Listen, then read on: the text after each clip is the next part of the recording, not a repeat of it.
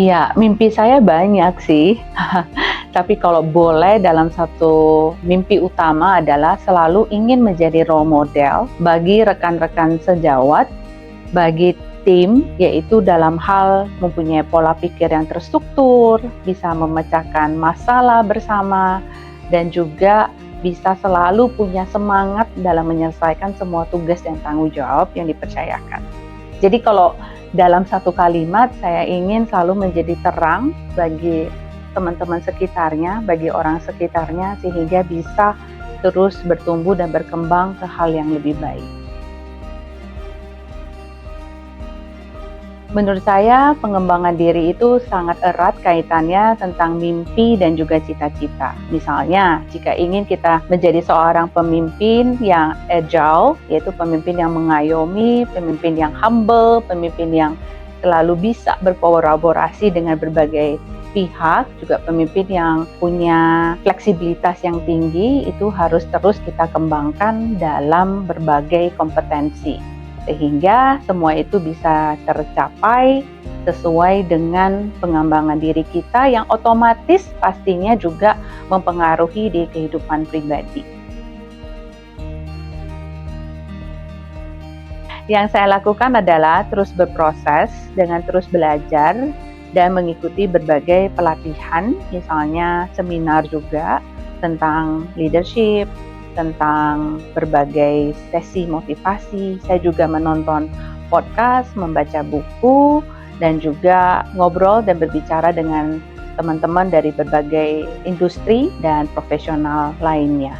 Saya juga berusaha membagikan ide-ide saya dengan tim dan berusaha mendengarkan pendapat atau ide-ide kreatif dari tim. Hal ini adalah salah satu cara saya mewujudkan tujuan saya sebagai seorang pemimpin yang mengayomi.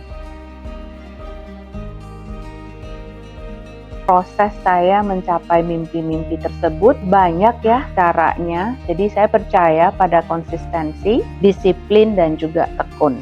Mengejar apa itu komitmen yang sudah kita ucapkan. Karena mimpi itu jika kita pikirkan maka akan jadi rencana atau plan. Kalau rencana ketika kita ucapkan maka akan menjadi suatu komitmen. Dan komitmen jika kita jalanin, kita lakukan, maka itu akan menjadi suatu kenyataan atau output. Jadi output maupun kenyataan itu adalah buah dari suatu konsistensi. Jadi walaupun dalam proses tersebut pasti kita temukan banyak tantangan, banyak rintangan, tapi semua itu membuat kita lebih bertumbuh, belajar menjadi lebih baik lagi. Nah, yang menjadi orang itu tidak bisa mencapai suatu mimpinya karena jika gagal sekali sudah menyerah. Jadi kita harusnya pantang menyerah, konsisten, disiplin, dan terus tekun.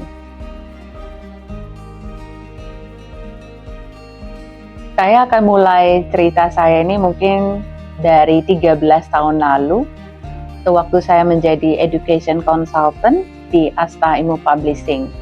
Saat itu kami hanya bertiga, saya dan 2 tim lainnya sebagai education consultant. Kami berkunjung setiap hari ke sekolah-sekolah, memberikan penjelasan, memberikan pelayanan mengenai seluruh program terbitan dari Asta. Saat itu dari segi program kami baru memiliki 2 judul dan saat ini telah bertumbuh dan berkembang menjadi lebih dari 500 judul.